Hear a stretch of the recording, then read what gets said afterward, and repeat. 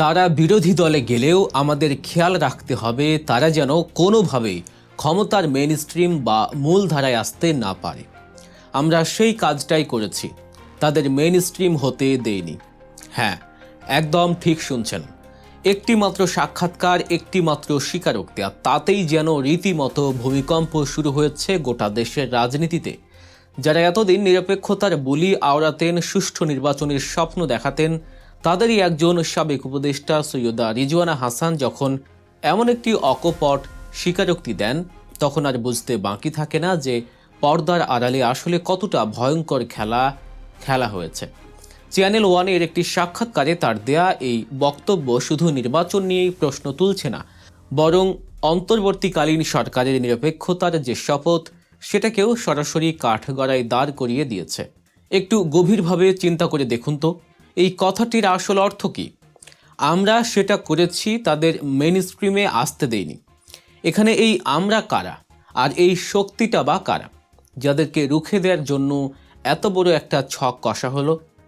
দেশের সাধারণ মানুষ এবং রাজনৈতিক বিশ্লেষকদের কাছে দিনের আলোর মতো স্পষ্ট যে এই ইঙ্গিতটি সরাসরি বাংলাদেশ জামায়াতে ইসলামীর দিকেই করা হয়েছে। এমনকি এ নিয়ে মিয়া গোলাম পরোয়ারও বলছেন, নির্বাচনের আগে আমরা সবাই দেখেছি দেশের আনাচে কানাচে জামায়াতের পক্ষে কেমন এক অভূতপূর্ব গণজোয়ার তৈরি হয়েছিল। সাধারণ মানুষের একটি বিশাল অংশ তাদের সমর্থন দিচ্ছিল, কিন্তু যখন ভোটের ফলাফল সামনে এলো তখন সেই জনসমর্থনের কোনো প্রতিফলনই দেখা গেল না। কেন এমনটা হলো, সেই উত্তরটাই যেন আজ স্বয়ং সাবেক উপদেষ্টার মুখ থেকেই বেরিয়ে এলো। জনগণের রায়কে রুখে দিতে, একটি নির্দিষ্ট দলকে ক্ষমতার বাইরে রাখতে অন্তর্বর্তীকালীন সরকারের ভেতরের একটি অংশ কতটা মরিয়া ছিল তা আজ জাতির সামনে দিবালোকের মতো পরিষ্কার। অনেকেই বলছেন এটি স্রেফ কোনো রাজনৈতিক মন্তব্য নয়, এটি মূলত 2026 সালের ইলেকশন ইঞ্জিনিয়ারিংয়ের এক জলজ্যান্ত এবং ভয়ঙ্কর স্বীকারোক্তি। মনে পড়ে নির্বাচনের দিন ফলাফল ঘোষণার পর আসিফ নজরুলের সেই একটি শব্দের স্ট্যাটাস। তিনি লিখেছিলেন, আলহামদুলিল্লাহ। একজন নিরপেক্ষ উপদেষ্টা ভোটের দিন ফলাফল দেখে কেন আলহামদুলিল্লাহ পড়বেন? এই রিজওয়ানা হাসানের মন্তব্যের পর তা বুঝতে কি আর দেশের মানুষের বাকি থাকে? 2008 সালের ইলেকশন ইঞ্জিনিয়ারিং বুঝতে দেশের মানুষের কয়েক বছর সময় লেগেছিল, কিন্তু 2026 সালের এই সূক্ষ্ম ইঞ্জিনিয়ারিং বুঝতে মানুষের বেশি সময় লাগেনি। কারণ যারা এই ষড়যন্ত্রের নেপথ্যে ছিলেন তারা নিজেরাই আজ প্রকাশ্য নিজেদের কৃতকর্মের কথা স্বীকার করে নিচ্ছেন। একটি অন্তর্বর্তীকালীন সরকারের প্রধান দায়িত্ব কি? একটি অবাধ, সুষ্ঠু ও নিরপেক্ষ নির্বাচন আয়োজন করা, সবার জন্য সমান সুযোগ বা লেভেল প্লেইং ফিল্ড তৈরি করা। কিন্তু উপদেষ্টারাই যদি নিরপেক্ষ না থাকেন, তারা যদি ইচ্ছাকৃতভাবে কাউকে ক্ষমতায় আনার বা কাউকে ক্ষমতা থেকে দূরে রাখার জন্য নিজেদের সর্বশক্তি প্রয়োগ করেন, তবে সেই নির্বাচনের আর কি দাম থাকে? হাজার হাজার কোটি টাকা খরচ করে অনুষ্ঠিত এই নির্বাচনের তবে অর্থ কী? দর্শক, রাজনীতির পর্দার আড়ালের এমন সব অজানা সমীকরণ আর গভীর বিশ্লেষণ সবার আগে সহজভাবে বুঝতে এখনই গল্প নিউজ চ্যানেলটি সাবস্ক্রাইব করে রাখুন। চলুন মূল আলোচনায় ফিরে যাই। যে হাজারো শহীদের রক্তের বিনিময়ে এই দেশের মানুষ একটি স্বাধীন ভোটাধিকারের স্বপ্ন দেখেছিল, সেই শহীদের রক্তের উপর দাঁড়িয়ে গোপন ষড়যন্ত্রের মাধ্যমে নির্বাচনের ফলাফল পাল্টে দেওয়ার এই অভিযোগ সরাসরি শপথ ভঙ্গের শামিল। আজ অনেকেই প্রশ্ন তুলছেন, এই উপদেষ্টা মণ্ডলী কি তবে একটি ডিপ স্টেট বা গুপ্ত রাষ্ট্রযন্ত্র হিসেবে কাজ করেছে, যারা পর্দার আড়াল থেকে কলকাঠি নেড়েছে এবং জনগণের ভোটাধিকারকে নিজেদের ইচ্ছে মতো ম্যানিপুলেট করেছে? গণতন্ত্রের শেষ কথা বলে জনগণ। জনগণ যাকে চাইবে সে ক্ষমতায় আসবে, কিন্তু কোনো ব্যক্তি বা গোষ্ঠী যদি আগে থেকেই ঠিক করে রাখে যে অমুককে মেইন স্ট্রিমে আসতে দেওয়া যাবে না, তাহলে সেই নির্বাচনকে আর যাই হোক নির্বাচন বলা যাবে না। এই ধরনের পক্ষপাত তুষ্ট আচরণের জন্য রিজওয়ানা হাসানকে বিচারের আওতায় আনা উচিত কিনা, সেই প্রশ্ন এখন জোরালোভাবেই উঠছে। এখন আসুন দেখি এই পুরো নীলনকশার পেছনে আসলে কাদের লাভ। রাজনৈতিক বিশ্লেষক থেকে শুরু করে সাধারণ মানুষ আজ স্পষ্ট দেখতে পাচ্ছেন যে তারেক রহমানের যে দীর্ঘমেয়াদী পরিকল্পনা তা এখন পুরোপুরি মাঠে নেমে পড়েছে। তারা আসলে কি চায়? তাদের মূল উদ্দেশ্য তিনটি। প্রথমত, তারা চায় যে কোনো মূল্যে দেশে ৭১ কেন্দ্রিক যে রাজনৈতিক বন্দোবস্ত তা অটুট থাকুক, অর্থাৎ হয় বিএনপি নয় আওয়ামী লীগ। রাষ্ট্র ক্ষমতা যেন এই দুই মেরুর মাঝেই ঘুরপাক খায়। তারা কৌশলে আওয়ামী লীগকেই আবার কোনো না কোনো রূপে মাঠে ফিরিয়ে আনতে চায়, যাতে বাইনারি রাজনীতিটা টিকে থাকে। দ্বিতীয়ত, যদি কোনো কারণে তারা আওয়ামী লীগকে মাঠে ফিরিয়ে আনতে ব্যর্থ হয়, তবে তাদের ব্যাকআপ প্ল্যান হলো এনসিপি বা জাতীয় নাগরিক পার্টিকে প্রধান বিরোধী দল হিসেবে দাঁড় করানো।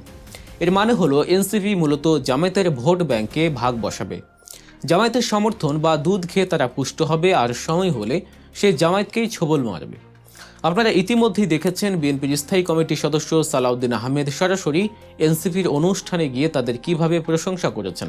তিনি বলেছেন, এনসিপি একদিন হয়তো রাষ্ট্র ক্ষমতায় যাবে, অর্থাৎ এনসিপিকে ফুলিয়ে ফাঁপিয়ে এমন একটা জায়গায় নিয়ে যাওয়ার চেষ্টা চলছে যাতে তারা জামায়াতের চেয়েও বড় শক্তিতে পরিণত হতে পারে।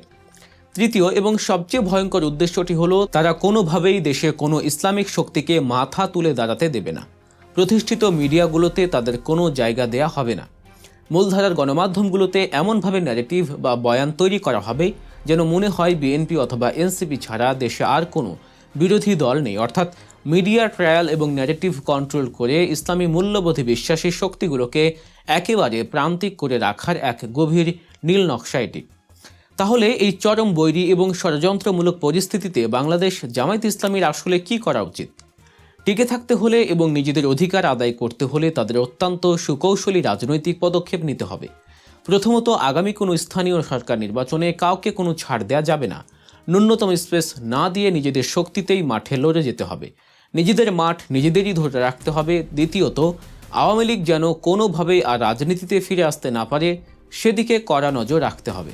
শেখ হাসিনা না থাকলে প্রাকৃতিকভাবেই আওয়ামী লীগ আরও দুর্বল হয়ে পড়বে, কিন্তু ততদিন পর্যন্ত তাদের রাজনীতির মাঠ থেকে দূরে রাখার কোনো বিকল্প নেই। আর তৃতীয়ত, জামায়াতকে খুব ভালোভাবে বুঝতে হবে যে প্রতিষ্ঠিত মিডিয়া বা মূলধারার গণমাধ্যম তাদের কখনোই স্পেস দেবে না। তারা সবসময় জামায়াতকে উপেক্ষা করবে। তাই বিকল্প মিডিয়া বা সোশ্যাল মিডিয়ার উপর তাদের অনেক বেশি জোর দিতে হবে। ফেসবুক, টিকটক বা ইউটিউবে যেসব তরুণ তরুণীর 50,000-এর বেশি ফলোয়ার আছে, যারা ইনফ্লুয়েন্সার হিসেবে কাজ করছে, তাদের সাথে একটি আত্মিক এবং সম্মানজনক যোগাযোগ স্থাপন করতে হবে। এই ছোট ছোট বিষয়গুলোই অল্টারনেটিভ মিডিয়াতে এক বিশাল প্রভাব ফেলতে পারে। সবশেষে একটি কথাই বলার আছে, জামায়াতকে একটি শক্তিহীন দল হিসেবে দেখিয়ে অন্য কাউকে সামনে আনার যে অপচেষ্টা বা এনসিপিকে সামনে এনে বিরোধী দলের জায়গা দখল করার যে ষড়যন্ত্র, তা কোনোভাবেই সফল হতে দেয়া যাবে না। কারণ এই দলটি হাজারো শহীদের রক্তের উপর দিয়ে গড়ে ওঠা একটি দল। সেই শিকড় উপড়ে ফেলার সাধ্য এই টেবিল মেড ইঞ্জিনিয়ারদের নেই। রিজওয়ানা হাসানের এই স্বীকারোক্তির পর খুব দ্রুতই জামায়াতের পক্ষ থেকে তাকে গ্রেফতারের জোরালো দাবি উঠছে। পুরো এই রাজনৈতিক নীল নকশা ও পর্দার আড়ালের খেলা নিয়ে আপনার ব্যক্তিগত মতামত কি? কমেন্ট বক্সে অবশ্যই জানান। আর হ্যাঁ, রাজনীতির এমন সব সত্য ও নির্ভীক বিশ্লেষণ নিয়মিত পেতে গল্প নিউজ চ্যানেলটি এখনই সাবস্ক্রাইব করুন এবং বেল আইকনটি চেপে দিন। দেখা হবে পরবর্তী ভিডিওতে নতুন কোনো সত্য উন্মোচনের সাথে। সে পর্যন্ত ভালো থাকুন, সুস্থ থাকুন। আল্লাহ হাফেজ।